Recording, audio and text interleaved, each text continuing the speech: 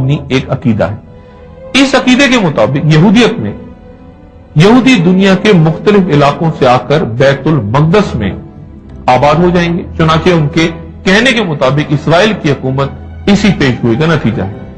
پھر کچھ عرصے بعد پوری دنیا یہودیوں کی دشمن ہو جائے گی اور بہت سی قوتیں مل کر ایک ساتھ یہودیوں کے خلاف جنگ کریں گی۔ اس جنگ میں خدا خود نعوذ باللہ اسرائیل کی طرف سے لڑے گا اور حملہ آور فوج کو شکست ہوگی۔ پھر مسیح موعود کا نزول ہوگا جو دنیا کو عدل و انصاف اور امن و سکون سے بھر دیں گے۔ پھر دنیا کے 3 مذاہب ایک دوسرے میں ضم ہو جائیں گے اور تینوں بیت المقدس کے آس پاس ایک مشترکہ عبادت گاہ قائم کریں گے۔ پھر دجال یعنی اینٹی کرائسٹ کا خروج ہوگا جس کے پاس شیطانی قوتیں ہوں گی۔ یہ یہودی عقیدہ ہے۔ اس عقیدے پر قائم یہودیوں کے برخلاف ہمیں مسلمانوں کو اس مارکے کی تفصیلات اور نتائج سے اختلاف ہے۔ ہمارا یہ کہنا ہے کہ یہ مارکہ اتحادی اور عالمی سطح پہ ہوگا جس میں مسلمان اور اہل روم یعنی یورپ اور امریکہ ایک ساتھ ہوں گے اور وہ مل کر ایک مشترکہ دشمن سے لڑیں گے، ایک ایسا دشمن جسے ہم نہیں جانتے۔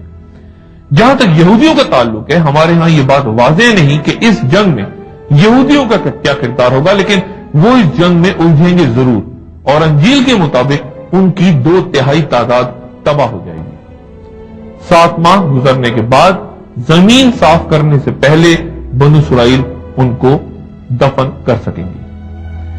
اس مارکے کے بارے میں حضور صلی اللہ علیہ وآلہ وسلم نے فرمایا، عنقریب اہل روم امن کی خاطر صلح کر لیں گے، پھر تم ان کے ساتھ مل کر ایسے دشمن سے لڑو گے جو ان کے ورے یعنی ان کے پیچھے ہے، تم سلامت رہو گے، مال غنیمت حاصل کرو گے، پھر تم ایک ٹیلوں والی چراگاہ میں قیام کرو گے، پھر رومیوں کا ایک آدمی کھڑا ہو کر صلیب بلند کرے گا اور کہے گا کہ صلیب غالب آ گئی، اس کے بعد ایک مسلمان کھڑا ہو کر اسے قتل کر دے گا، اس کے بعد رومی عہد توڑ دیں گے اور پھر خون ریز جنگیں ہوں گی، وہ تمہارے خلاف 80 جھنڈوں تلے اکٹھے ہوں گے اور ہر جھنڈے تلے 12,000 کا لشکر ہوگا۔ یعنی اس حدیث سے وضاحت ہوتی ہے کہ 2 جنگیں ہوں گی، پہلی ہرمجدون کی عالمی جنگ جس کا تذکرہ ہوا اور دوسری کو الملاحم یا الملحمۃ الکبریٰ کہا گیا۔ یہ وہ مارکہ ہے جو ہرمجدون کے بعد مسلمانوں اور اہل روم یعنی عیسائیوں کے درمیان تب ہوگا جب وہ عہد شکنی کریں گے۔ آخری زمانے میں بڑی عظیم جنگیں ہوں گی جن میں سے ایک کو کہا گیا الملحمۃ العظمیٰ، جی آرمگدن۔ الملحمۃ العظمیٰ بھی کہا گیا، الملحمۃ الکبریٰ بھی کہا گیا۔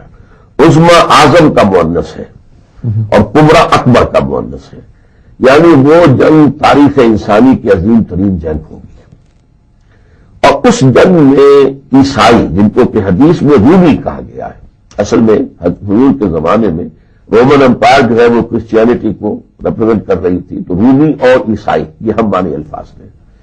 تو رومی جو ہے وہ مسلمانوں پر چڑھ دوڑیں گے اور ان کے 80 علم ہوں گے اور ہر علم کے نیچے 12,000 فوج ہوں گے، یعنی بڑی کولیشن، بہت بڑی کولیشن، یعنی تقریباً 80 ممالک کی کولیشن بن سکتی ہے جی، اور وہ مسلمانوں پر چڑھ دوڑیں گے۔ اور اس اعتبار سے پھر مسلمانوں کو بہت شدید نقصان ہوگا، اور یہاں مراد میرے خیال میں مسلمانوں سے عرب ہے، کیونکہ یہ مڈل ایسٹ میں جنگ ہونی ہے۔ اتنا پھر یہ رکھتا کہ وہاں اس جنگ میں مسلمان